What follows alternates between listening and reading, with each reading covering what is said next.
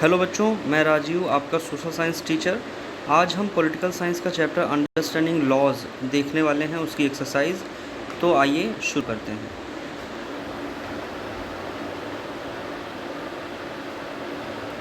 इस चैप्टर में हमने कई सारे कानूनों को देखा और ये भी देखा कि लॉ और रूल में क्या फ़र्क होता है।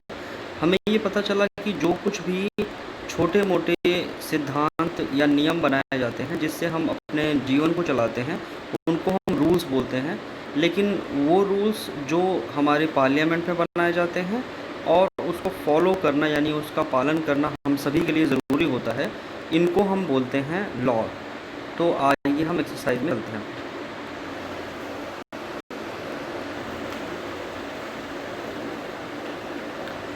Chapter number 4 understanding laws, question number 1।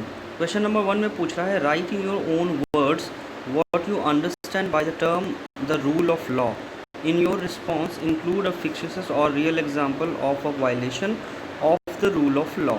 यानी आप बताइए कि रूल ऑफ लॉ इस टर्म से आपको क्या समझ में आता है, और दूसरा एक काल्पनिक उदाहरण या फिर एक रियल एग्जांपल लीजिए जिसमें आप रूल ऑफ लॉ को वायलेशन, उसका वायलेशन जब होता है, इसका आप कैसे इसके बारे में बता पाते हैं। तो चलिए शुरू करते हैं आंसर को। आंसर में आप देख रहे हैं कुछ चीज़ें हाईलाइटेड हैं और कुछ चीज़ें नहीं हैं। तो आप पहले ये समझिए कि रूल ऑफ लॉ क्या होता है। तो मैंने आपको बताया रूल और लॉ में अंतर क्या था। रूल का मतलब वहाँ पर है नियम, यहाँ पर है शासन। तो रूल ऑफ लॉ का मतलब शासन होना चाहिए, कानून का, यानी कानून का शासन होना चाहिए। इसका मतलब ये हुआ कि जो हमारा कॉन्स्टिट्यूशन है यानी कि संविधान, वो जो कुछ भी रूल्स यानी कि लॉ बनाता है, जो कि कॉन्स्टिट्यूशन बनाता है, तो वो हमारा लॉ कहलाएगा। तो लॉ का बनाया हुआ यानी कि जो कुछ भी कानून बने उन सब का ही शासन होना चाहिए, यानी वही सबसे शक्तिशाली होने चाहिए। या दूसरे शब्दों में कहें तो राजा या महाराजा या कोई एरिस्टोक्रेट नहीं, बल्कि शासन करने का काम करेगा हमारा लॉ यानी कि हमारा संविधान। तो संविधान सबसे ऊपर है और ये सभी के लिए बराबर है, चाहे वो किसी भी तरह का इंसान हो, सबको बराबर की नज़र से देखता है हमारा संविधान। तो सिर्फ हाईलाइटेड एरिया देखते हैं, बाकी सिंपल है। हाईलाइटेड एरिया में लिखा है every law is equal for every citizen in the country, neither the president or any other high official is above the law. यानी चाहे वो प्रेसिडेंट हो या एक सामान्य सा इंसान, सभी को कानून की नज़र में समान समझा जाता है। यही कहता है हमारा कॉन्स्टिट्यूशन। इस तरह के चित्र से आपको समझ में आ रहा होगा कि कोई भी इंसान किसी भी तरह का हो, विकलांग हो, छोटा बच्चा हो, लड़की हो, लड़का हो, पुरुष हो या महिला हो, या भी किसी तरह की स्थिति वाला हो, सबको बराबरी का अधिकार है और सबको समानता का पूरा अधिकार है। ये दोनों मामलों में लागू होता है, पॉजिटिव और नेगेटिव दोनों में। यानी जहाँ पर अवसर की बात होगी, मौके की, तो वहाँ पर सभी को बराबर का मौका दिया जाएगा, ये पॉजिटिव एस्पेक्ट हुआ। नेगेटिव का मतलब पनिशमेंट, जब कोई क्राइम करेगा तो भी उसको बराबर तरीके से ही ट्रीट किया जाएगा, भले ही वो कोई पुरुष हो या महिला, या कोई रिच पर्सन हो या पुअर, या प्रेसिडेंट हो या कोई कॉमन पर्सन, सबको बराबर तरीके से ट्रीट करता है हमारा संविधान। ये कहता है कि कानून का ही शासन होगा, यानी कानून जो कहेगा वही शासन माना जाएगा, इसके ऊपर कोई नहीं हो सकता। यानी कि सबसे ऊपर जो है वो लॉ है, यानी कि हमारा कॉन्स्टिट्यूशन। और कॉन्स्टिट्यूशन को शक्तियाँ किसने दी हैं? हम ही लोगों दी। क्वेश्चन नंबर 2 में हम देख रहे हैं, state 2 reasons why historians refute the claim that the British introduce the rule of law in India. यानी क्वेश्चन पूछ रहा है, क्वेश्चन ये कह रहा है कि ज़्यादातर हिस्टोरियंस यानी कि इतिहासकार इस क्लेम को मना करते हैं कि ब्रिटिश लोगों ने भारत में रूल ऑफ लॉ को लागू किया था, या यूँ समझे कि कानून का शासन भारत में ब्रिटिश लोगों ने लागू किया। इस बात को भारतीय इतिहासकार नहीं एक्सेप्ट करते, इसको स्वीकार नहीं करते। ऐसा क्यों? तो सिंपल सी बात है। पहली बात कि ब्रिटिश लोगों का कानून आर्बिट्ररी था, यानी कि वो मनमाना तरीके से काम करते थे। और दूसरा कि जो भी ये रूल्स बनाए गए, लॉ बनाए गए, यानी कि हमारा जो कॉन्स्टिट्यूशन लिखा गया, उसको हमारे यहाँ के लोगों ने लिखा, ना कि ब्रिटिश लोगों ने। तो जो इंडियन नेशनलिस्ट थे, लीडर, उन्होंने प्रोमिनेंट रोल निभाया हमारे कॉन्स्टिट्यूशन को लिखने में, ना कि ब्रिटिश लोगों ने। इसलिए ज़्यादातर हिस्टोरियंस कहते हैं कि ब्रिटिश लोगों ने नहीं, बल्कि इंडियन लोगों ने हमारे संविधान को बनाया और यही रूल ऑफ लॉ का फाउंडेशन है। तो यहाँ आप देख सकते हैं कि इंडियन लीडर्स की बात करें तो महात्मा गांधी को आप देख रहे होंगे पीछे जेल की सलाखें बनी हैं। इससे ये दिख रहा है कि ब्रिटिश लोगों ने तो इस तरह के रूल्स बनाए थे जो डेरोगेटरी थे, निंदाजनक थे, यानी कि जिसमें अपमान किया जाता था भारतीयों का। तो हम ये कैसे कह सकते हैं कि रूल ऑफ लॉ को ब्रिटिश लोगों ने यहाँ पे लागू किया? नहीं, यहाँ के रूल ऑफ लॉ जो भी बनाया गया इसमें हम लोगों का, यानी कि भारतीय लीडर्स का ज़्यादा बड़ा रोल है, ब्रिटिश लोगों का नहीं। बल्कि उनका रूल तो बहुत ही खतरनाक होता था। यहाँ पर भी आप देख सकते हैं कि किस तरह भारतीय लोग जो थे वो ज़्यादा रिस्पॉन्सिबल हैं, जैसे कि बी आर अम्बेडकर जी हो गए। इसी तरह बाकी लीडर्स आप देखेंगे जो भारत को एक नया संविधान देने के लिए तैयार थे, जिन्होंने बहुत मेहनत की। The story board on how a new law on domestic violence got passed, describe in your own words the different ways in which women's group work to make this happen. यानी कि आपसे कहा जा रहा है कि स्टोरी बोर्ड को पढ़िए जो आपकी टेक्स्ट बुक में है, और ये बताइए कि जो न्यू लॉ बना, नया कानून बना, जिसमें घरेलू हिंसा, डोमेस्टिक वायलेंस जो महिलाओं के खिलाफ होता है, उसके अगेंस्ट में एक लॉ बनाया गया, इसके बारे में आप पहले पढ़िए।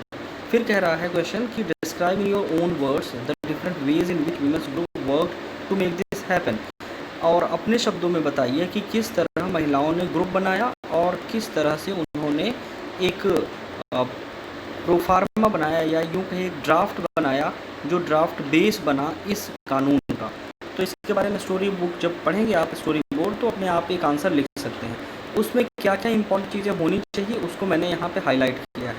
तो सिंपल सी बात है, the protection of women from domestic violence, ये लाइन आपको ज़रूर लिखना है, यानी कि यही कानून का नाम है, the protection of women from domestic violence है।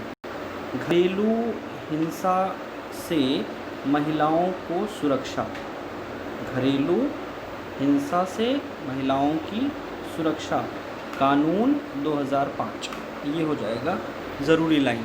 इसके बाद ड्राफ्टिंग की गई, तो ड्राफ्टिंग के लिए ये वाला शब्द लिखेंगे, और डोमेस्टिक वायलेंस यानी कि प्रिवेंशन, सुरक्षा करने के लिए, प्रोटेक्शन, संरक्षण के लिए ये कानून बनाया गया। और बाद में पार्लियामेंट्री स्टैंडिंग कमेटी ने इसको देखा, समझा, और ये प्रावधान संसद को दिया गया, फिर आगे संसद ने इसको पास किया। तो ये लाइन्स आप जरूर लिखेंगे, बाकी अपने शब्दों में लिख सकते हैं।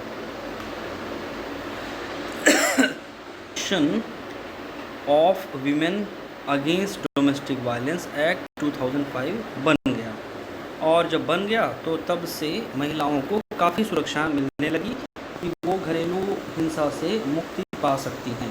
लेकिन अभी भी आप देखेंगे बहुत सारे घरों में ये सब चीज़ें हो रही हैं। कारण ये है कि ना तो महिलाएं इतनी जागरूक हैं कि वो अपने अधिकारों का इस्तेमाल कर सकें, और ना ही उनको ये मौके मिलते हैं कि वो आसानी से कोर्ट कचहरी के चक्कर लगा सकें, या सिंपल समझ सकते हैं कि ये कॉस्टली है, बहुत महंगा भी है कि कोर्ट में जाना और किसी एक लॉयर को हायर करना। इसलिए भी कह सकते हैं कि ये कानून उतना प्रभावी अभी तक नहीं हो पाया है, और ये तब तक प्रभावी नहीं होगा जब तक पूरा समाज सचेत नहीं होता इन बातों को लेकर। नंबर 4 कह रहा है, write in your own words what you understand by the following sentences, और page number 44 to 45, 44-45 page number पे कुछ लाइंस हैं, उनको पढ़कर आप अपने शब्दों में बता सकते हैं कि क्या आप समझते हैं। आगे पूछ रहा है क्वेश्चन कि they also began fighting for greater equality and wanted to change the idea of law from a set of rules that they were forced to obey to the law as including ideas of justice. ठीक है, तो question में बहुत कुछ पूछ रहा है एक साथ। अगर इसको शॉर्ट में किया जाए तो कहाँ पे हमें क्वेश्चन का मीनिंग मिलेगा, पहले क्वेश्चन की मीनिंग समझना है। तो कह रहा है कि अपने शब्दों में लिखो। ठीक है, what you understand by the following sentences, in sentences में क्या, दे ऑल्सो बिगैन फाइटिंग, इसको हटाते हैं, यहाँ देखते हैं, वो भी लड़ना शुरू कर देते थे, दे ऑल्सो बिगैन फाइटिंग, यानी कि उन्होंने भी लड़ाई शुरू कर दी। ग्रेटर इक्वलिटी, ताकि उनको भी बराबरी का अधिकार मिले। एंड वांटेड टू चेंज, और वो चाहते थे कि चेंज हो उस आइडिया में कानून के जो बनाया जा रहा था। ठीक है, क्वेश्चन काफ़ी लंबा है, बहुत कुछ है, तो इसमें सिंपल सी बातें हैं कि अगर आप इस पेज नंबर पे जाओगे तो आपको आसानी से समझ में आ जाएगा कि क्वेश्चन क्या कह रहा है। तो क्वेश्चन कह रहा है कि जो इंडियन नेशनलिस्ट थे वो लोग क्यों फाइट कर रहे थे ब्रिटिश लोगों से।